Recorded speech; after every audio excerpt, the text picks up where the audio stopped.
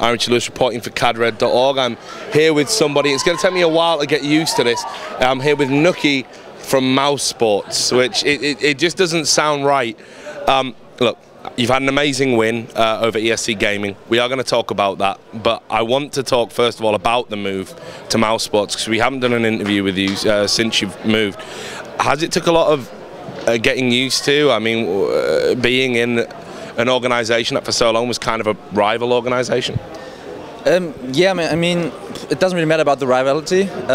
It's just like really different to speak German first of all again. Like it took me at least like over a month to really call good again. Yeah. Like I just used to every position, like you're just calling the position still in English. You're really thinking in English sometimes, and then it's just like you're thinking German, then back to English, so you want to say it, and then back to German again. So that took really a while. That was really like tough for me. The players themselves, I knew them from 1.6 back in the days, and I knew them all except for Kerrigan. I just gathered with them sometimes. So yeah, I know that we had good potential. We just need to like get good team play and stuff. So yeah, that wasn't really like tough to move, but the more tough call was like really to split part, especially with George. Like I played with him like over 3 years, so best mate, and we tried to really like make MTW have more different team together. But in the end, it's in sport, in e-sport, and no one in our position or my position can really play without like funding behind it, because it's really time you put into it, so you want to have something back at least. And yeah, I got the offer from Mousesports, and I told my mates that. They all knew that it could be happening. And I told them, okay, we have until the end of February, I think, we have time. Then the offer disappears, so I need to take it then. Otherwise, I have to stop gaming, because I'm studying. I have some money from my parents, of course, but I need to have a job, basically. So yeah, I took that possibility then, and yeah, now I'm in Mousesports. Do you look back on the MTW time, you know, because they did have a lot of resources before their financial problems. Do you look back at that entire time as maybe a bit of an underachievement, like that you guys could have won so much more? And if you do feel that way, what would you have changed if you could have changed anything? Well, that's a tough one. In South, I think, even with back in the old days with the German lineup, we could have won more. Like it was close games against very games on Maxland, for example. We had a really disappointing event sometime at Slap. Yeah. That was really like bad, because David had some like problems with his family and stuff. Like, so yeah, that was really like a bad event. Like Maxland, we could have won. EPS, yeah. I mean, the games then, when we had the games against Sam's team, it was a tough one, unlucky maybe, I don't know, but it was a good game. What a really disappointing event really was ESWC for me. Yeah. We had a boot camp, which we fucked ourselves, I think, because we had like the problems between the personalities and stuff. No one was really focused. Like everybody knows what we saw, what people told about Weber, for example, on Facebook and stuff. Yeah, bad move from him, but bad move before as well. So it's not his fault and that we lost it. It's the fault of the whole team. It was lack of professionality, I'd say. Like everybody could have just like focused on the game. Even though if you don't like a person because you had some problems with him, you can still play at least until the end, give your best. I mean, Sam, for example, I think is a good example for that. Like he's always professional. Like he doesn't like me. Yeah, but if I would play with him, I guess he would like put that behind and just try the best for the team. And that's something that was like really missing there. So yeah, I would have changed. And then when we switched to Go, yeah, the thing when we took Josh in the team was the right move. I still believe it is the right move. He's an amazing player, and you still see it. He can really make a difference, and he's giving everything. He's a really professional one. Like, yeah. Then we had the problem was between Weber and George. So yeah, they spoke about it. We tried to fix it, but in the end they said we just can't get along each other, and so better split up. So yeah, and then we were always looking for two players who we can play with, and we never really found the ones. No? The people we tried out, like Face, for example, yeah. He, in my opinion, and in the opinion of everybody in the team, he just didn't put the time in. You need to. You see it from ESC, for example. It took them really a while to get good in the game. When I remember Nip in the start, they weren't really good in the game in the start. Like when we gathered, and George was like saying, they're not good at the moment, we can beat them, yeah? And now they're on the top because they put in the time, and that was missing there for him. Yeah, and we tried out a lot of people, and yeah, in the end we had to split up. That's really unlucky. Well, like your form in Mousesports, like the team, the results have been really bad before this event. I mean, like you'd had some terrible results. I mean, you had everyone's favourite Counter-Strike spokesperson Lurpis saying who would send this team to LAN, it's a waste of money. We all know what he's like. But you know, the results hadn't been great, and then you've come out here and you've just beat ESC Gaming. Why were the results prior to this tournament so bad? I mean, can you shed any light on why you weren't winning? First of all, the one problem is that Kerrigan played in the beginning really the 1.6 style, so he had to really adapt, and so we had to find out how to use him as an AWPer in Go. Especially me, I had to find out how to use it. We had communications problems, really hard in the beginning, like because the game is faster, and like all the other players at 1.6 is based. I mean, Aprox and Trouble played the season in Go already, so they're more used to. But Zonix, for example, we had an MTW lineup for a while as a backup and tried it out, and he's a good player. He has a lot of potential. He can really play amazing, but it just takes time to make the switch. And if you put on time, like I said, you can get good in the game. And the results, yeah, I think it was individually that our aim wasn't that well. A lot of rounds, like we made, for example, we make a coordinate go somewhere, the first guy gets killed and the reflect doesn't happen. So then you lose a round. So now we solved that problem, and tactical wise, team play just comes from time. You play a lot, you have to play a lot, then you make a tactic. It works against 3 teams, against a 4th team it plays different, so you have to adjust again a bit and stuff. And I think, yeah, we made that switch finally. We had a boot camp which wasn't really good because we had PC problems in the start. There we lost against Wasp, for example, the 16-4, and for example, we just tried something out there. Like everybody who can see the game, we just changed position from every player on the team, just to try it out based on 1.6, what worked there. Like one guy is the first player, one guy is the second player, so on. And we looked at our players, what style of player. Doesn't work in Go. Doesn't work in Go, and that's why that loss came. But if you see at other results, we won against who was it? No, we won against ESC, for example, online. Virtus Pro, I think, won as well, and I don't know, we had some good games against other top teams, but against maybe the lesser teams, or sometimes it was just a lack of focus in the game. Like some calls weren't coming, like the reflex, just the focus was missing. Like we were not in the game sometimes, or some people, and yeah, in Go it's really fast, and you lose the game then. It's just simple as that. And big problem was the pistol rounds. Yeah. So we really, before this event, I made homework for every player. Every time I came on and said, okay, every player has to do a pistol on T side and CT side for this map, and the other guy on that map. So we had now we have I don't know, 10 pistols on every map. So we can switch around, we can look what the enemy was playing and stuff, can adjust that, and I think we won a lot of pistols today. I'm not sure how many, but yeah, that's working as well. So I think, yeah, the last thing then is that especially Kerrigan and Zonix, they are event players, of course. They just love to play. Yeah, they just love to play on events. They get pumped and stuff, and then the performance is always better as well. And yeah, that's it. One sort of last question before we focus on the tournament, just about Mousesports stuff. You're obviously a big name in Counter-Strike Source. You're probably the most famous German Source player, I think that's fair to say.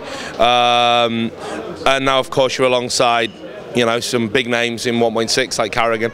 One of the things that people have talked about is the way that maybe some 1.6s don't respect Source players and kind of vice versa, but mainly 1.6 players not, you know, respecting the Source players. Was there any of that when you came into Mousesports? I mean, did Kerrigan, for example, was he respectful of your achievements in Source, or did you feel you had to prove yourself again?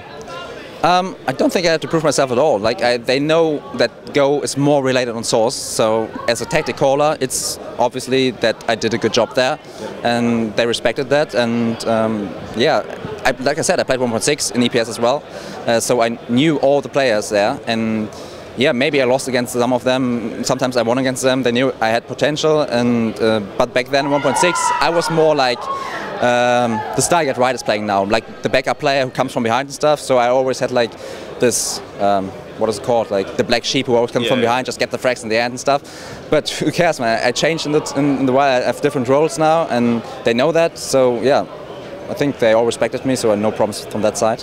So ESC Gaming, it's a huge result for the team, a huge shock, probably the first shock of the tournament, I would say. Did you have any special plans for that game? I know you're quite a tactical thinker. I mean, were you looking at this as a game we can definitely win going into it?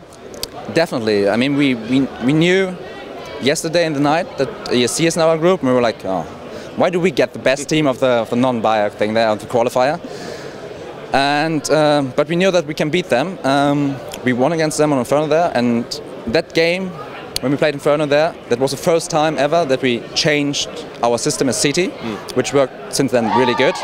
And as T, we knew that we just, there was no focus in the game. We were like 8-0 down, something like that, and still came back 6-9, I think, as T. So we knew that if we play good on T side there, we can beat them on Inferno really good. But we were expecting to play Train against them. So that's why yesterday we watched the demo of Train. Right. We were like thinking, okay, this gets first round, this will be the first gun round then, so the fourth round or third round. How we play, what moves do they have, how we can like anti-stress them some point, what works against them, and then first pick of them, out Train. Well, what the no, they removed Nuke, sorry, they removed Nuke. So we thought, okay, let's remove Train because we think we are better on the other maps than against them, because I think they're a good Train team. So I was really like, surprised that they removed Nuke. I was more suspecting them to remove Mirage. Yeah. Because they were really good on this too before. They beat NiP on Train. They have good result on Inferno against NiP, I think, as well. I think they won against them as well. So that was the maps we thought about. And yeah, on any map, like I said, we knew how to play. Like Inferno, we played them again. And there's two. We watched the demo. So we had the idea how they play. We knew it would be a tough game. We have to play really our best. But we were prepared. What kind of targets have you been set by your organisation or by yourselves, I guess, coming into this? I mean, was this just a case of do as well as you can, or I mean, have they really said, you know, we want a top 8 finish? It's time for Mousesports to get back on the map. I mean, what's been the kind of consensus? They haven't really said any result, but we all know that minimum is top 8. Like Mousesports wants to get. Like in 1.6 they want to get on top. They are a top organization. They want to be the best in Germany, of course, and then like at least top 5 in the world. So we know that's some pressure on us, but we know as well it's a really tough event, and we saw it last year in Source that the playoffs can be amazingly shit drawn. Let's say it that way. Like last year we got Utesch team, then Very Games, and then Mousesports, like the Sam's team, was really tough. And this time it can be the same. But on the other side, groups is a must-win, or not a must-win, but it must come through. And then the first round, the playoff as well. And then from there, anything can happen. The quarterfinal, you can lose, you can win. It depends really on what team you have there. But we think we ourselves want to get into the semifinals. So semifinals, it's got to be the semifinals for you to be happy. For me to be happy, it's got to be semi-final, like top 5 at least.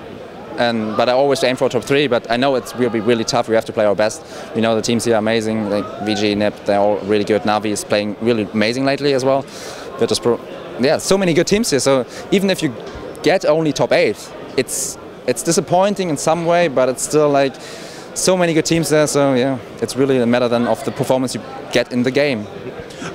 So if we were to remove Mousesports out of the equation, it's a kind of a boring question to ask in a way, because when you ask who do you think is going to win a CSGO event, everyone just says NiP, right? So I mean, I guess the question should be, are NiP going to win this event again, in your opinion, or do you think this is the event where they come unstuck?